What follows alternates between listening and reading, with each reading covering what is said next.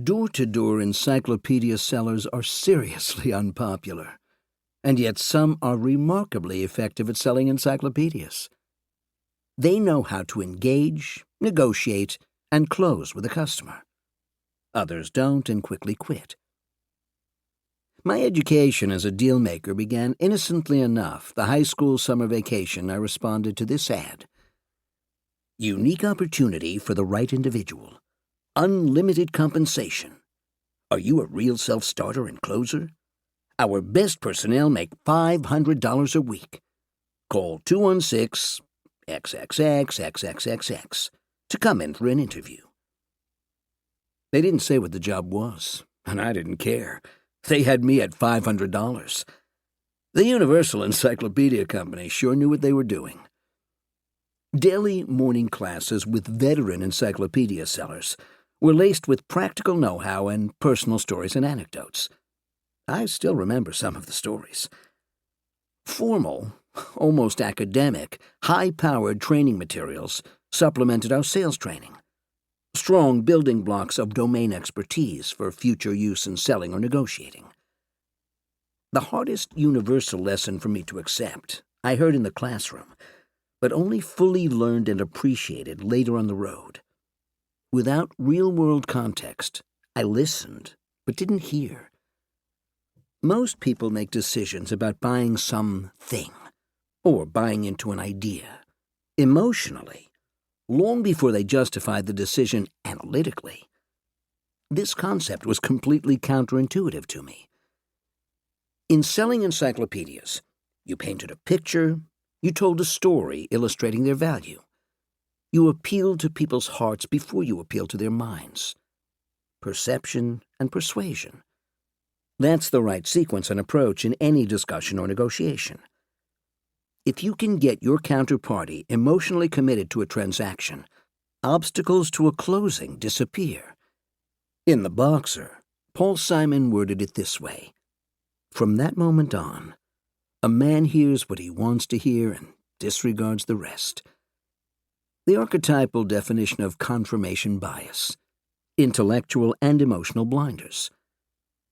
Counterparties will rationalize and underhear and ignore unfavorable, adverse terms or fact-specific risks, regardless of actual negative economic consequences, and will overhear and overvalue rewards and positive facts. The combination skews a dispassionate risk-reward deal analysis in favor of the emotional decision. At a personal level, whether I'm on the buy side or sell side, I'm least effective negotiating when forgetting to achieve emotional buy-in before launching into my analytical economic value propositions.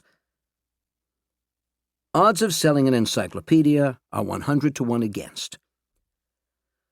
Late each day, after morning classes, followed by a several-hour car ride, we'd be dropped off at 6:00 p.m. on the same street corner where we'd be picked up later that night at precisely 8:45. Mobile phones would have made this much easier. It was only a few days into this gig before realizing that if any member of my crew, veteran or newbie, knocked on 100 doors, almost none would open. No one was home, or someone was home but unwilling to engage with you. If you were invited into 6 homes, 5 no's were almost guaranteed, and routinely all 6. I'm optimistic by nature. Any glass I see is on the verge of overflowing. But even I had to concede that this was clearly bad news. There were inherent challenges to sales success. High among them were that residents weren't typically eating dinner at home and saying to each other, "Homeowner, gosh, I really hope someone drops by unexpectedly tonight to sell us an expensive encyclopedia." At best, turndowns were at super loud volumes and laced with bad words. Homeowner, whatever barnyard epithet you're selling, we don't want any, you bleep.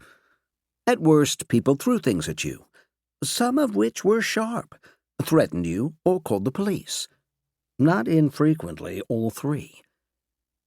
Girl Scout cookie sellers, on the other hand, received significantly warmer greetings and were welcomed into most of those same homes. to keep listening to this audiobook. I've left you a link in the description so you can do it at no cost thanks to Audible's 30-day free trial.